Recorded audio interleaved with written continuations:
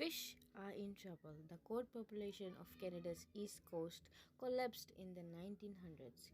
Intense recreational and commercial fishing has decimated Goliath grouper populations in South Florida, and most populations of tuna have plummeted by over 50%, with the southern Atlantic bluefin on the verge of extinction. These are just a couple of many examples.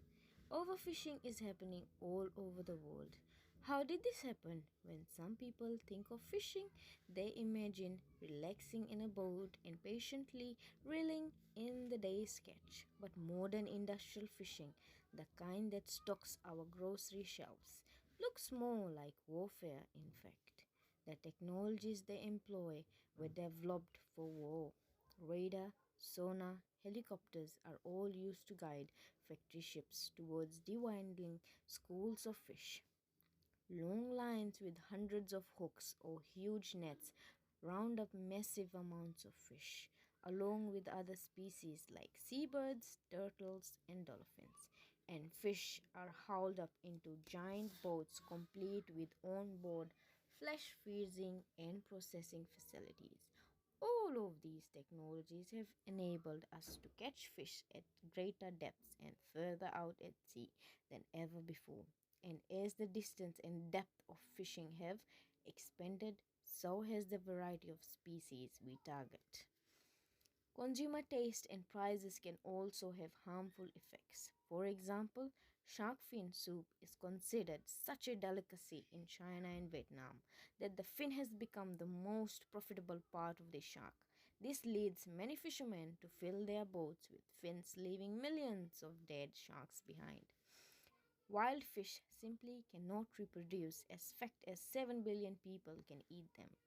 Fishing also has impacts on broader ecosystems. Wild fish are typically caught by dragging nets the size of a football field along the ocean bottom, disrupting or destroying seafloor habitats. The catch is often as little as 5%. The rest is by catch unwanted animals that are thrown back dead. Moving on to the advantages. As the saying goes, more fish, more jobs, more money. There are many advantages of eating fish, which is health beneficial to us. Fish contains omega 3 fatty acid that help in the development of brain tissue. Children who intake fish food may be less likely to develop asthma.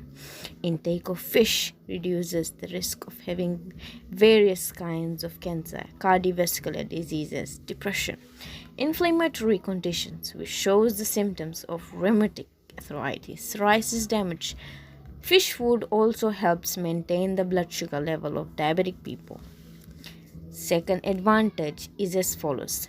Fisheries and aquaculture supports and provides employment to livelihoods of 10 to 12% of the world's population. Since 1990, employment in the sector has grown at a faster rate.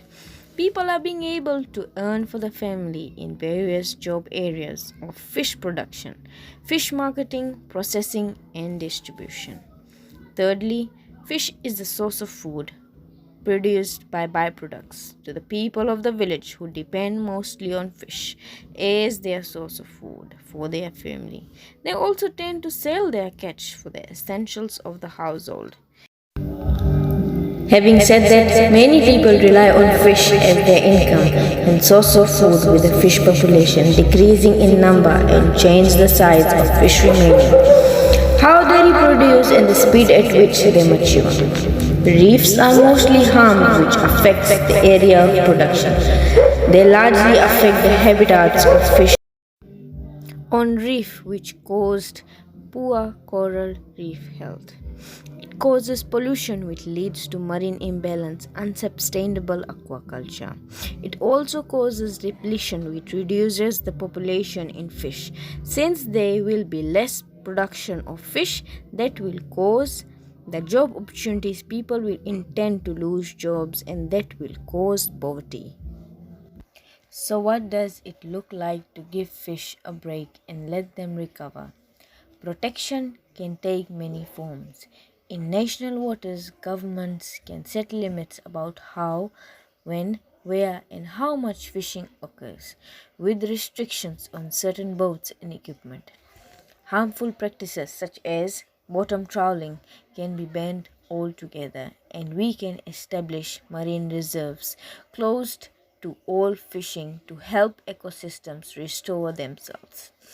There is also a role for consumer awareness and boycotts to reduce wasteful practices like shark finning and push fishing industries towards more sustainable practices. Past interventions have successfully helped depleted fish populations recover. There are many solutions. The best approach for each fishery must be considered based on science. Respect for the local communities that rely on the ocean and for the fish as wild animals, and then the rule must be enforced. International corroboration is often needed too because fish don't care about our borders.